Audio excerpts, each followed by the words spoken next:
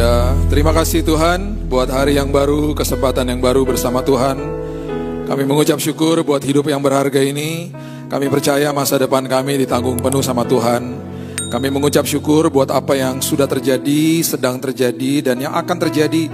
Karena kami tahu Tuhan, pasti Tuhan merangkaikan segalanya untuk mendatangkan kebaikan bagi kami, orang-orang percaya. Tuhan, terima kasih buat firman-Mu. Kami mau duduk seperti Maria, mendengarkan isi hati Tuhan. Roh Kudus yang ada di dalam kami menjelaskan, menasihati kami. Dalam nama Yesus kami sambut firman kebenaran. Kita sama-sama katakan amin. Amin, amin, amin, amin. Silakan duduk.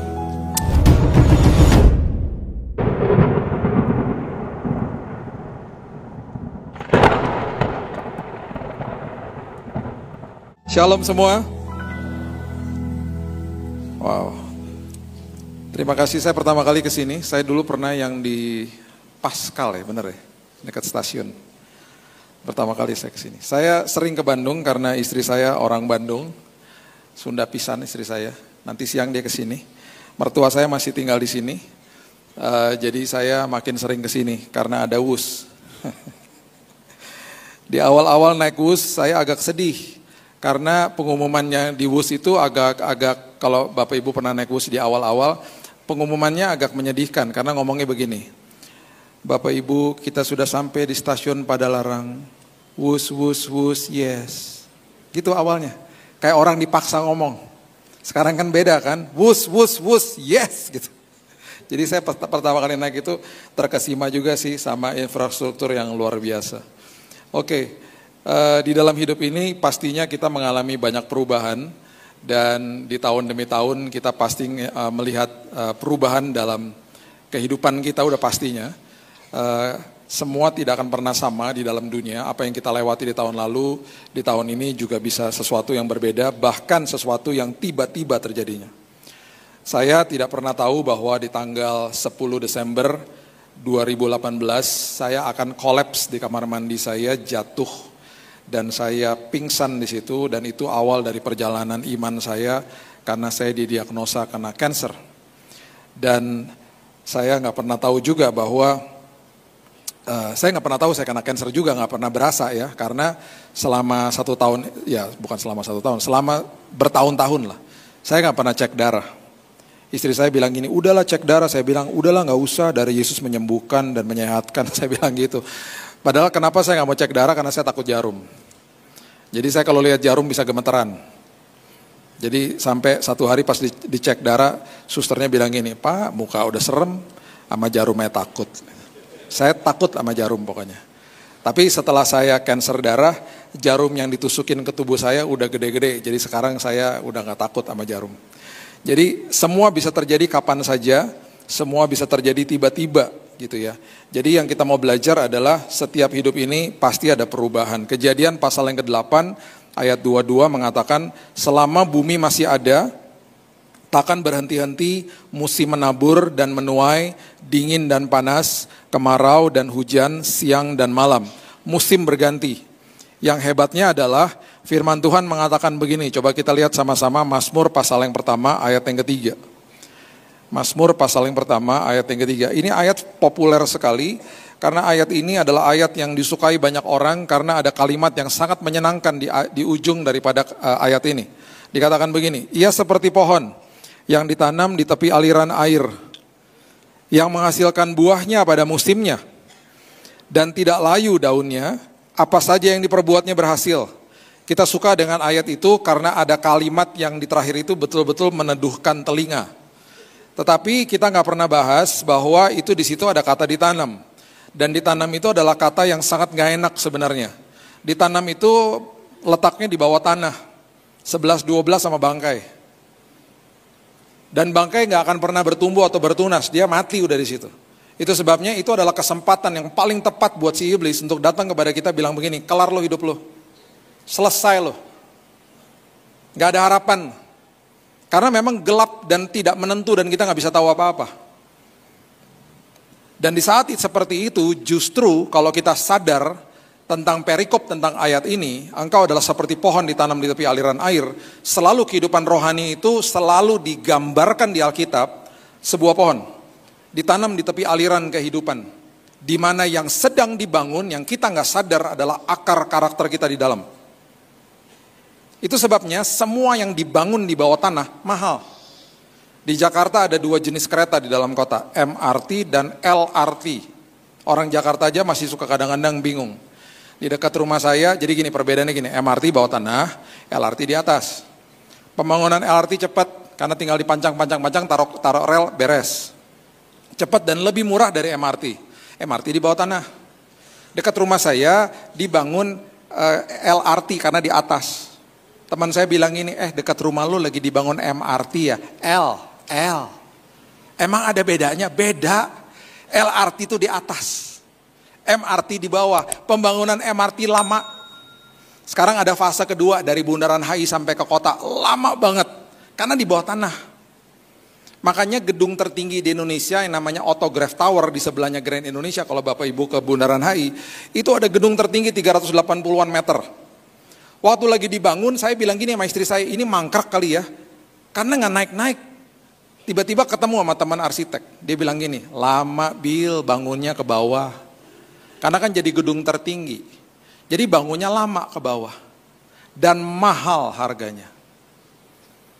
Jadi kalau tiba-tiba kita merasa, kok lama sih prosesnya, Tuhan lagi bangun akarnya di bawah. Supaya sebentar lagi kita siap dibawa tinggi sama Tuhan. Jadi kalau akarnya kuat di bawah, ketika nanti ada badai kita nggak akan goyang, dan ketika ada pujian kita nggak akan sombong, karena akar karakternya di bawah.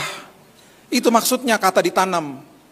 Itu kalau kita telusuri lagi, kita eksposisinya tentang kata ditanam, itu dahsyatnya luar biasa. Makanya firman Tuhan itu selalu mengajari kita adalah jadilah orang Kristen, bukan orang agama Kristen. Orang Kristen adalah pengikut Yesus. Orang agama Kristen banyak.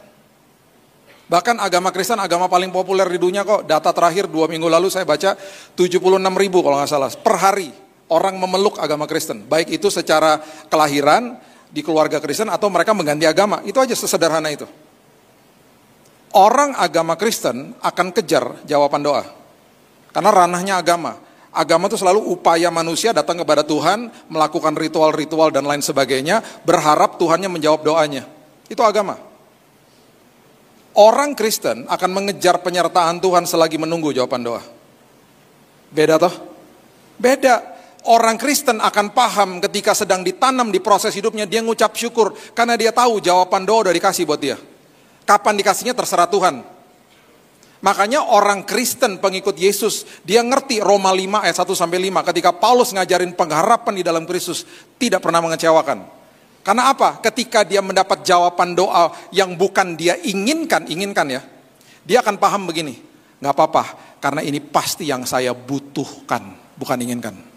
Makanya pengharapan di dalam Kristus gak pernah mengecewakan. Karena dia selalu akan berkata begini, apapun yang terjadi sama hidupku, di dalam pengawasan Tuhan selalu terbaik bagi aku. Dia bertumbuh dewasa. Dia tidak ikut Tuhan pakai formula. Orang agama Kristen akan datang begini, saya udah doa, saya udah puasa, kok Tuhan gak jawab? Saya paling sedih dengar orang ngomong begitu sama saya. Harusnya apa? Saya udah puasa, saya udah doa. Dan saya ngucap syukur Pak, walaupun belum lihat jawaban doa, saya dikuatkan, saya diubahkan, karakter saya tahan uji. Itu baru keren, itu baru luar biasa.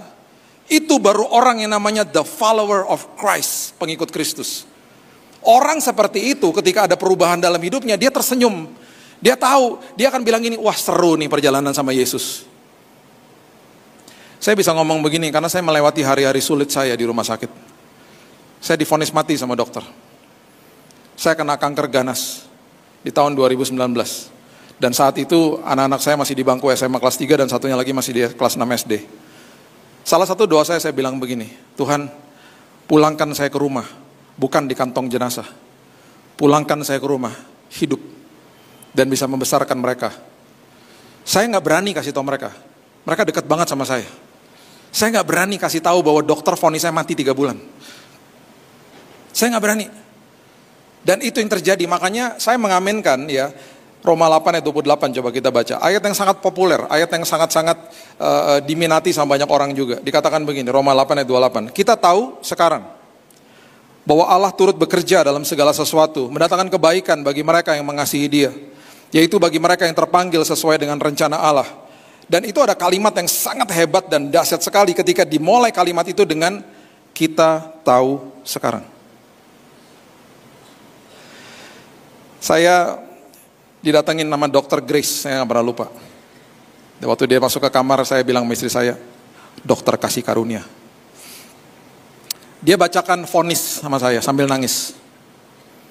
Dia bilang, saya minta maaf ya Pak, I'm so sorry. Dia bilang gitu. Beberapa hari lagi Bapak akan diinjeksi Pak, dadanya. Dada Bapak akan dibolongin.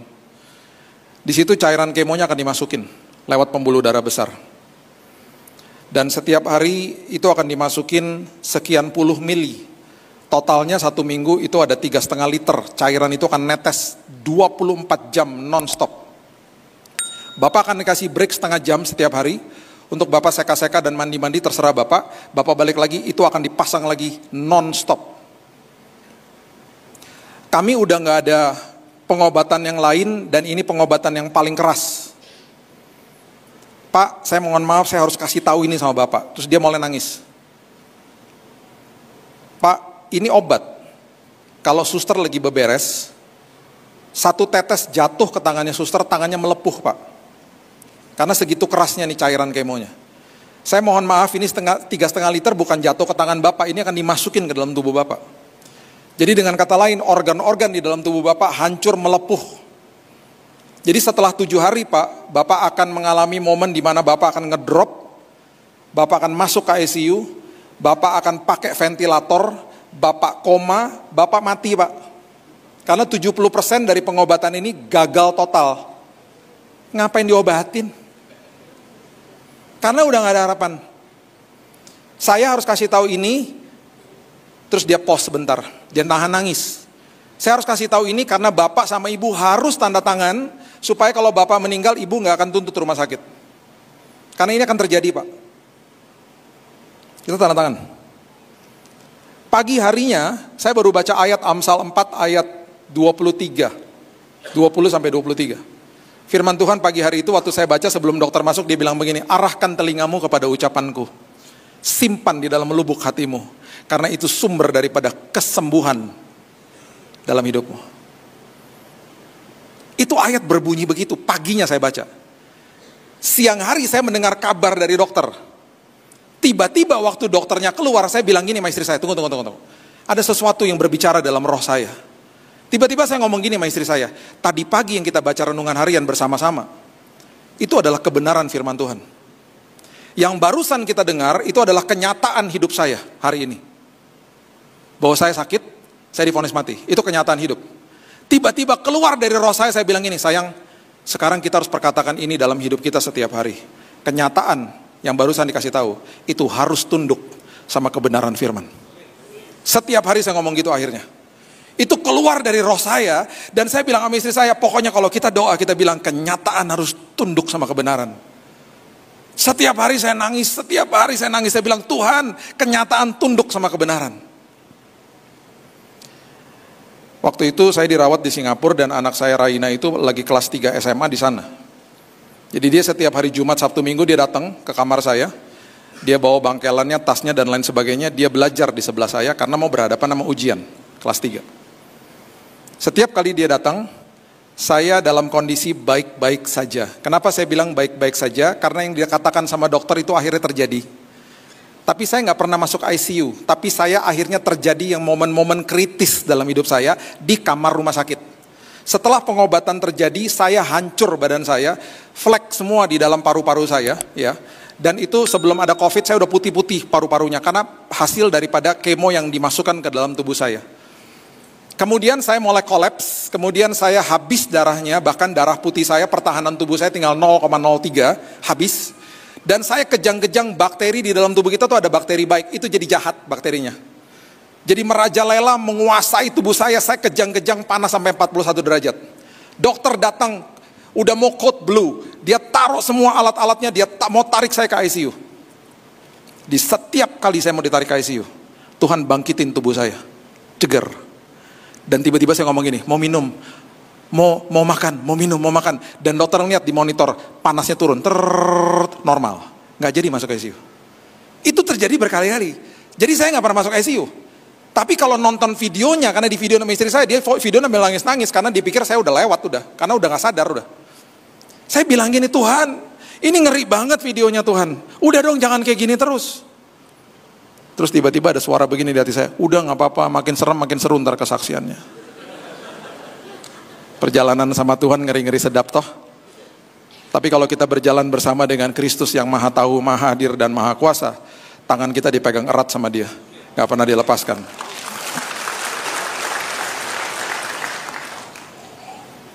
Momen kritis itu terjadi selalu dari hari Senin sampai Kamis. Saya pertama gak sadar. Senin sampai Kamis. Kritis. Tiba hari Jumat ketika anak saya datang, karena setiap weekend dia datang, dia boleh keluar dari asrama, dia datang ke kamar, itu udah kedengeran, di hallway udah kedengeran. Suara dia tuh berisik banget gitu. Suster-suster udah bilang, hai Raina gitu. Dia selalu bawain saya dua hal yang saya paling suka waktu saya di kemo. Koi, tau koi gak? Yang green tea koi, tau ya? Itu seger banget kan, pakai es gitu, sama es krim Häagen-Dazs yang ram raisin, itu my favorite. Udah pernah makan gak? Langit terbuka, lihat sorga kalau makan itu. Es krim paling enak menurut saya, ram raisin Häagen-Dazs, itu paling top. Itu dibawain sama dia, ditaruh di freezernya suster. Itu dia datang tuh selalu weekend. Waktu dia masuk kamar, saya lagi nonton TV, lagi ketawa-ketawa. Oke aja, berarti dia gak pernah lihat kan saya dalam kondisi kritis. Terus setelah terjadi beberapa minggu, saya bilang sama pihak rumah sakit, sama suster, sama istri saya, jangan dikasih tahu ya. Sampai-sampai saya pernah berdoa gini, Tuhan, kenapa setiap kali dia datang saya oke? Sampai saya bilang sama istri saya, suruh tiap hari aja ke sini. Karena kalau dia datang saya oke aja. Kenapa pas dia gak ada saya gak jadi gak oke gitu?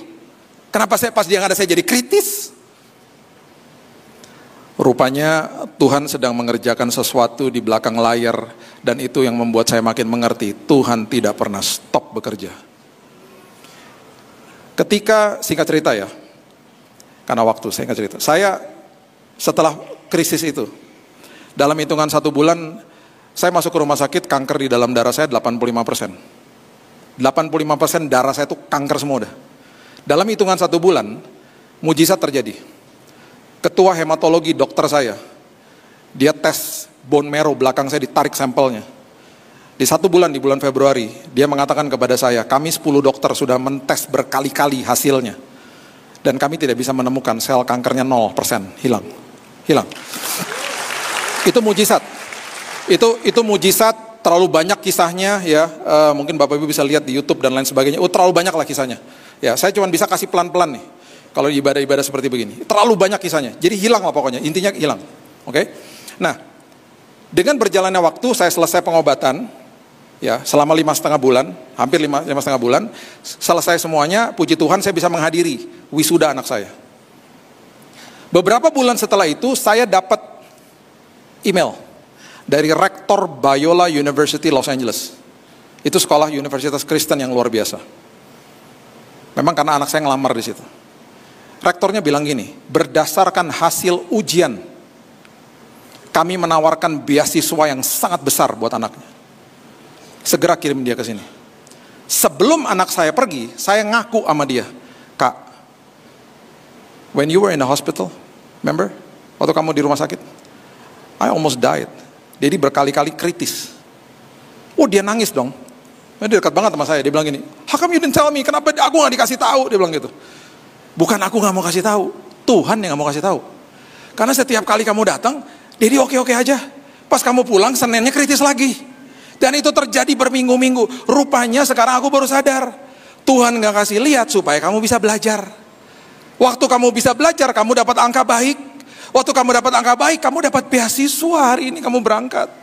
Itu sebabnya waktu saya baca ayat ini, saya deklarasi dan saya baca ayatnya jadi pewahyuan, jadi kehidupan luar biasa, karena mengatakan kita tahu sekarang bahwa Allah turut bekerja dalam segala sesuatu mendatangkan kebaikan bagi kita. Sekarangnya kapan? Pas udah lewat Bapak Ibu. Makanya lagi pas ngelewatin badai, selalu bilang sama Tuhan, terima kasih Tuhan karena Engkau bekerja buat saya. Saya nggak tahu apa yang terjadi, tapi Tuhan sedang rangkaikan segala sesuatu, dan nanti satu hari saya akan deklarasi, aku tahu hari ini. Aku tahu sekarang bahwa Allah bekerja mendatangkan kebaikan bagi aku. Tuhan merangkaikan segala sesuatu bagi aku. Anak saya sudah lulus. Dia sedang ambil S2 hari ini. Dan hari ini dia kerja. Dia bayar sendiri uang sekolahnya. Dan setiap bulan dia pelayanan di 2 gereja, dia khotbah buat anak-anak youth. Dan hari ini kalau dia bilang sama saya, ajaib ya Tuhan. Rupanya Tuhan mau panggil aku ke sini melayani tubuh Kristus, anak-anak Indonesia yang masih muda-muda di sana. Ini semuanya karena waktu aku di rumah sakit di sana, Tuhan butakan mata aku, Tuhan rangkaikan semuanya indah, membawa kebaikan bagi semua kita. Itu sebabnya ketika ada perubahan terjadi dalam hidupmu, mengucap syukur, give thanks. Makanya kata Immanuel yang keluar di Alkitab itu luar biasa. Aku menyertai engkau. Itu ditolak sama Ahaz. Ahaz tuh menolak kalimat Immanuel yang pertama kali keluar, itu didokumentasikan di buku Yesaya. Ahaz lagi dikepung kerajaan Yehudanya. Nabi Yesaya datang kepada dia dan bilang gini, kamu tahu nggak, ini kalau saya bisa tambahkan, 700 tahun lagi setelah hari ini, Tuhan yang mau menolong Anda disebut namanya Immanuel, karena dia akan menjelma jadi manusia. Ditolak sama Ahaz. Karena dia bilang apa? Prinsipnya beginilah, apa yang saya nggak bisa lihat, ngapain saya percaya? Udah jelas-jelas ada Raja Asyur mau tolong saya. Dikatakan begitu. Udah jelas-jelas ada Raja Asyur mau tolong saya. Yang jelas-jelas aja lah. Dia tolak pertolongan Tuhan. Karena dia gak lihat Tuhan secara fisik. Hari ini kita gak lihat Yesus secara fisik. Makanya Yesus sudah tahu tentang hal itu. Makanya ada orang-orang di Alkitab level yang paling bawah, gak lihat, gak percaya. Raja Ahaz. Level di atasnya udah lihat, ya udah lihat nih ya, masih menolak untuk percaya. Udah lihat petugas kuburnya Yesus, udah lihat prosesi Yesus bangkit dari kematian, diadukan ke mahkamah agama. Mereka bilang apa? Kamu sebarkan hoax aja, kasih tahu bahwa murid-muridnya mencuri tubuhnya. Udah lihat loh, nggak percaya. Sampai hari ini di Israel nggak sampai 5% percaya Yesus. Hoax diberitakan sejak saat itu. Mereka masih menanti Mesias. Level di atasnya, Thomas, udah lihat, baru percaya. Ini semua level-level manusiawi. Udah lihat, akhirnya percaya. Level yang paling tinggi. Makanya Yesus katakan begini kepada Thomas, berbahagialah orang yang tidak melihat, namun percaya. Siapa? Saudara dan saya. Saudara dan saya. Tidak melihat, namun percaya. Berbahagia itu adalah makarios. Blessed are you, diberkatilah engkau. Karena justru ketika engkau percaya, aku akan nyatakan kuasaku. Itu Tuhan. Kata Immanuel itu cuman keluar 2 kali di Alkitab. Yang berikutnya kalimat itu keluar diberikan kepada Yusuf. Dan Yusuf dikasih tahu di dalam mimpinya. Maria dihampiri malaikat loh. Yusuf dihampiri dalam mimpi. Dan dikasih tahu anak itu disebutnya Immanuel. God is with you. Tuhan menyertaimu. Itu yang dikasih. Dan Yusuf percaya. Yusuf bilang, gak apa-apa Tuhan. Kondisinya sulit loh Bapak Ibu. Bapak Ibu bisa bayangin gak? Saat itu ya, saya cuma mau kasih gambaran aja. Kalau orang tunangan di kulturnya Yahudi pada saat itu, mereka lakukan pertunangan itu biasanya di sinagog. Biasanya mereka sudah dijodohkan sama orang tua itu dari umur paling early 12 tahun. Ada kemungkinan Maria cuma 14 tahun loh saat itu. Dijodohkan sejak dini, biasanya begitu. Dan kalau sampai tiba-tiba tunangannya hamil, misalnya, itu hukumnya mereka dirajam sebenarnya pakai batu. Cuman karena ada penjajahan Romawi, itu agak diredam. Dan Bapak Ibu bisa bayangin nggak, kalau Bapak Ibu ketemu sama temen, terus ngomong gini, kamu baru tunangan ya? Iya. Sorry ya, kok kayaknya tunangan kamu perutnya udah agak gede, hamil ya? Iya. Terus teman kita ngomong gini, iya, tapi bukan sama aku. Sama siapa? Dari Roh Kudus. Kita mau ngomong apa? Kita pasti mikir apa? Lu gila? Atau lu bohong? Udah sesederhana itu. Itu yang dihadapi sama Yusuf. Dia melihat sesuatu perubahan yang terjadi dalam hidupnya. Dan dia gak bisa ngapa-ngapain, cuman berserah sama Tuhan, bilang, I believe you. Saya cuma mau kasih tahu ini kepada kita hari ini. Apapun yang kita katakan kepada Tuhan, ketika kita sadar sebagai pengikut Kristus, kita sedang ikut sosok pribadi yang maha tahu, maha hadir, dan maha kuasa. Kalau kita sedang bilang sama Tuhan, apapun yang terjadi, aku percaya kepadamu Tuhan. Saya percaya di tahun ini kita akan dipertemukan dengan kesempatan yang tepat, orang yang tepat untuk membawa kepada tujuan yang tepat. Karena Tuhan selalu bekerja di dalam hal-hal yang sangat ajaib. Ya. Saya tutup dengan ini ya. Coba kita buka Markus pasalnya yang keempat. Ayatnya yang ke-35 sampai ayat yang ke-40. Ini adalah perjalanan tentang murid-murid Yesus bersama dengan Yesus di dalam perahu, dan Yesus mengatakan begini di awalnya, perhatikan kalimat ini. Perhatikan kalimat ini.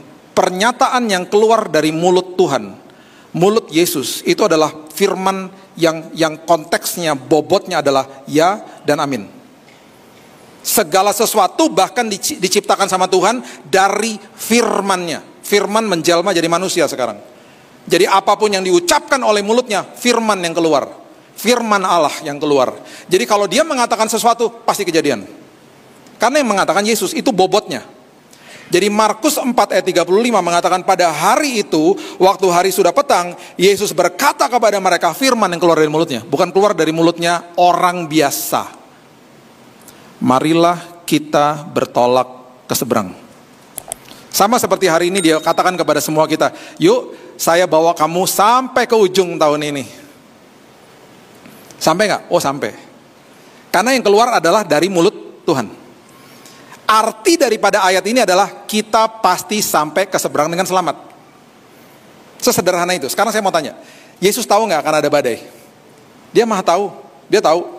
Dia tahu nggak ketika dia tidur di buritan, badainya akan merajalela di situ? Dia tahu nggak? Dia tahu. Makanya dia berfirman dulu. Firman itu membungkus mereka dengan perlindungan Tuhan, sehingga mereka walaupun ada badai, pasti sampai ke seberang dengan selamat. Itu maksudnya. Murid-muridnya nggak mudeng. Sama seperti kebanyakan orang yang sekedar hidupnya hanya mengerti firman, tapi tidak dikuasai sama firman. Ketakutan akhirnya. Mereka meninggalkan orang banyak, bertolak membawa Yesus beserta dengan mereka dalam perahu di mana Yesus telah duduk, dan perahu-perahu lain juga menyertai dia. Banyak orang pengen seperti orang banyak yang ditinggalkan. Ya tahu gitu ada badai, mendingan aku di pantai aja tadi nggak ikutan di sini. Prinsip saya, lebih baik saya ada di dalam perahu ngelewati badai dan ngalami Yesus daripada ditinggal nggak ngalami badai, nggak ngalamin Yesus hidupnya begitu-begitu aja. Lebih indah pengalaman murid-muridnya sebenarnya. Dan kalau Yesus ada di dalam perahu kehidupanmu, keselamatan terjamin. Itu udah pasti begitu. Lalu mengamuklah tofan yang sangat dahsyat, ombak menyembur masuk ke dalam perahu sehingga perahu mulai penuh dengan air. Pada waktu itu Yesus sedang tidur di buritan di sebuah tilam. Harusnya jangan dibangunin. Karena pasti sampai ke seberang dengan selamat. Murid-muridnya berteriak seperti kebanyakan orang Kristen yang ketakutan. Dia mengatakan begini. Murid-muridnya membangunkan dia dan berkata kepadanya, Guru, engkau tidak peduli kalau kami binasa. Tuhan, engkau ada di mana, engkau gak peduli sama aku Tuhan. Bukannya ngucap syukur, tapi nyalah-nyalahin Tuhan. Yesus bangun akhirnya. Ia menghardik angin itu, berkata kepada danau itu, diam, tenanglah. Dan angin itu reda dan danau menjadi teduh sekali. Perhatikan ayat 40. Yesus mengatakan begini kepada murid-muridnya, makasih ya guys. Hampir aja kita mati. Makasih ya udah bangunin saya. Dia ngomong gitu? Enggak lah. Yang dia kasih tahu sama murid-murid itu sebuah firman yang sangat-sangat keras sekali keluar dari mulutnya. Dia katakan begini, mengapa kamu begitu takut? Dan kalimat berikutnya yang nampar banget, dia bilang begini, kenapa kamu tidak percaya? Dengan kata lain kan saya udah ngomong di awal. Dengan kata lain jangan bangunin saya. Aktifkan imanmu dong. Kita pasti sampai ke seberang dengan selamat. Makanya kalau yang naik perahu ini jemaat GB Betel yang jam 9, ayatnya pasti berbeda. Karena Bapak Ibu pasti gak akan bangunin Yesus. Ini muka-muka firman semua. Indonesia 2 tahun lalu nomor 1 di dunia, jangan bangga bukan olimpiade. Nomor 1 di dunia orang-orang di depan sosmed 5 jam per hari. Ngeri kan? Kecuali sini, jemaat sini beda mukanya. Bangun pagi cari firman. Ya, banyak orang begini-begini kan, bukan cari suami, bukan cari istri. Istri mau nggak ada, suami nggak ada, bodoh amat. Yang penting cari HP. Baca renungan harian kalau pagi. Jangan liatin sosmednya teman yang kita lagi sebelin. Baru bangun pagi, keluar negeri melulu, flexing amat sih gitu. Ngapain, gak penting banget tuh gak? Atau gak ngelihat status postingan kita 2 hari lalu, kalau yang nge-like baru 1 sih gitu. Gak penting banget. Aduh, please deh. Ya. Makanya dia bilang, kenapa kamu begitu takut, kenapa kamu gak percaya? Makanya kalau yang naik jemaat GB Bethel, ayatnya di awal masih sama. Pas udah ombak, tofan sangat dahsyat, ombak menyembur masuk ke dalam perahu, ayatnya mulai berbeda. Di saat itu jemaat GB Bethel, khususnya jemaat yang jam 9, bergandengan tangan dan berteriak, jangan bangunkan Yesus, pasti gitu ayatnya. Terus ada satu jemaat yang datang cuma Natal sama Paskah, jemaat napas namanya. Dia sendiri yang teriak, bangunin lu, gila aja, mati kita ntar. Semua jemaat bilang jangan, sambil gini, ombak udah segini. Tadi dia udah berfirman, marilah kita bertolak ke seberang, yang artinya adalah semuanya teriak, kita pasti sampai ke seberang dengan selamat, pasti gitu. Ada yang nangis, ada yang takut mungkin, tapi percaya. Akhirnya perahu itu sampai ke seberang dengan selamat. Di situ baru Yesus bangun. Ayatnya berbunyi begitu. Dan dia katakan, wahai jemaat GB Bethel, jemaat jam 9 khususnya, besar imanmu, luar biasa engkau. Engkau mengerti perkataan dan janjiku. Begitu. Makanya coba yang naik perahu, Bapak Ibu, beda pasti ayatnya. Saya cuma mau memberikan kekuatan ini kepada kita. Tuhan tahu yang terbaik. Kita nggak pernah tahu yang terbaik. Kita hanya tahu apa yang kita inginkan. Itu aja. Jadi kalau dapat jawaban doa, ingat itu yang terbaik buat kita.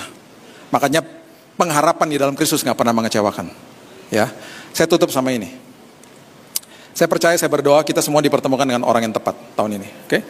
Saya mau pergi ke sebuah khotbah di jam 7 malam di hari Selasa di Jakarta. Macet pasti, ya. Jadi saya siap-siap, jam 6 saya udah harus berangkat. Karena 1 jam pasti ke perjalanannya. Karena itu hari kerja, Selasa malam, jam 7. Saya siap-siap, saya keluar dari kamar, saya cari kunci mobil nggak ada. Di rumah saya, kalau kunci mobil nggak ada, berarti kunci itu ada di tas istri. Karena istri saya pelupa, suka taruh di dalam tas. Masalahnya tas istri nggak ada, karena istri sedang nggak ada. Jadi saya panik, aduh, kebawa nih sama dia. Saya telepon. Dia bilang, aku lagi meeting, tunggu dulu. Kamu lagi di mana? Ya aku lagi meeting. Coba kamu cek di dalam tas kamu, ada nggak kunci mobil? Terjadi mengheningkan cipta, tiba-tiba ada suara begini, Tuhan Yesus. Waktu dia ngomong Tuhan Yesus, itu berarti kunci di dalam tasnya dia. Udah tenang aja, dia bilang gitu. Udah saya kirim aja Gojek. Gak bisa, saya nunggu Gojek, kamu kirim 15-20 menit, saya telat, saya gak bisa, saya harus berangkat sekarang. Akhirnya saya buka aplikasi Gokar. Masalahnya Gokar di rumah saya jam segitu lama nunggunya, itu kan rush hour, orang lagi pulang kantor. Saya pesan Gokar, saya pencet. Saya dalam hati gini, kalau mobilnya langsung kelihatan 15 menit lagi, saya akan cancel order, saya akan pesan motor aja, biar cepet. Saya pencet mobilnya, Gokar, tiba-tiba ting-ting di depan rumah, gak sampai 1 menit. Seolah-olah dia nungguin di situ. Seneng dong saya. Puji Tuhan, terima kasih Tuhan. Saya langsung masuk ke mobil. Waktu saya masuk ke mobil, supirnya, kan saya pakai nama lain, nggak pakai Billy Lantang. Jadi supirnya pas lihat gini. Maaf Pak, ini Pak Billy Lantang. Iya. Terus dia nangis. Puji Tuhan Pak. Saya baru nonton khotbah Bapak nih Pak, yang ini Pak. Ini Bapak kan Pak? Iya. Pak, saya lagi banyak keperluan Pak, saya butuh konseling Pak. Luar biasa Tuhan kirim Bapak ke mobil saya. Nah loh, Pak saya boleh konseling ya Pak? Boleh. Mas, jalan dulu Mas, jalan dulu. Saya telat ini, jalan dulu. Tapi selama perjalanan boleh konseling? Boleh. Udah jalan-jalan. Selama perjalanan dia konseling, sedikit-sedikit lihat ke belakang. Saya bilang, Mas lihat depan aja. Nangis. Akhirnya sampai. Itu ibadahnya di Pacific Place, kalau Bapak Ibu tahu, di Mall Pacific Place ada tempat ibadah di bawah. Sampai di situ, itu kan mall. Mas, ini masih ada waktu 5 menit lagi. Masih jam 6.55, turun naik ke basement Mas. Ntar saya bayarin parkirnya, kita doa bentar di bawah. Kalau di sini nggak boleh doa, ntar dimarahin sama satpam, nggak boleh lama-lama. Kita turun ke bawah. Udah selesai doa segala macam, kita senang, saya senang, saya diberkati juga, ketemu dia diberkati, kita peluk-pelukan, ya kan? Dalam hati saya nggak pernah saya bangun pagi mikirin mau meluk supir Gokar saya, ya. Udah selesai, terus pas mau masuk ke dalam saya tanya, Mas, saya mau tanya ya. Tadi ya saya kan lagi pencet aplikasi, kok Mas bisa secepat itu ada di depan rumah saya? Dia bilang gini, Pak, saya baru dropin ibu-ibu di sebelah rumah Bapak. Loh, sebelah rumahnya saya itu rumah mama saya. Kamu dropin ibu-ibu yang tua apa yang muda? Yang muda, kalau yang muda tuh istri adik saya, baru pulang kantor. Iya pak, baru dia keluar mobil, tiba-tiba aplikasi saya bunyi, ting, sebelah rumah. Luar biasa ya pak, Tuhan pertemukan kita. Terus saya juga cerita, iya saya juga gitu, tadi mau naik mobil, kunci mobil saya dibawa sama istri saya. Wow, Tuhan pertemukan kita ya pak. Iya mas, Tuhan dahsyat. Istri saya feel guilty dong, dia jemput saya langsung ke tempat ibadah. Udah nanti aku jemput katanya. Pas pulang saya ceritain. Istri saya ngomong gini, makanya kalau kunci di dalam tas, itu berarti Tuhan punya maksud. Nggak gitu juga Maksud saya gini loh, kalau ada penundaan, ada hal-hal yang gak enak, nyantai aja, bilang makasih Tuhan. Kemungkinan ada bahaya, Tuhan tunda dulu perjalanan kita, ya nggak? Ya kan Tuhan kan maha tahu, kita kan enggak. Kita nggak boleh sok tahu, gitu loh. Jadi tenang aja bilang gini, Tuhan aku mengucap syukur, Tuhan selalu bekerja. Apapun perubahan terjadi dalam hidupku, selalu pasti mendatangkan kebaikan bagi aku. Amin. Berikan tepuk tangan kita untuk Tuhan kita. Bapak yang baik, terima kasih buat hari ini. Kami percaya bahwa firman Tuhan dimeterai dalam hidup kami, karena kami juga sudah dimeterai sama Roh Kudus Tuhan. Kami percaya firman-Mu jadi pedoman langkah hidup kami, dan firman-Mu memerdekakan hidup kami. Kalau ada apa-apa yang terjadi, perubahan-perubahan terjadi, Tuhan maha tahu, Tuhan berkuasa. Mungkin ada badai tiba-tiba, mungkin ada hal yang gak enak terjadi, tapi Tuhan selalu bekerja, merangkaikan segala sesuatu, mendatangkan kebaikan bagi kami. Kami mengucap syukur ketika ada perubahan, karena itu juga momen berarti kami juga sedang diubahkan Tuhan. Supaya karakter kami jadi karakter tahan uji. Karakter kami jadi karakter yang akhirnya diubahkan sama Tuhan. Kami mengucap syukur buat apa yang sedang terjadi, karena kami tahu Tuhan berkuasa. Tuhan meteraikan firman ini. Dan hamba-Mu berdoa, semua kami mengalami Tuhan, dan kami punya banyak kesaksian yang hebat, karena kami memiliki kemuliaan Tuhan dalam hidup kami. Hanya di dalam nama Tuhan Yesus kami sudah berdoa dan sudah mengucap syukur. Kita sama-sama katakan, amin. God bless you.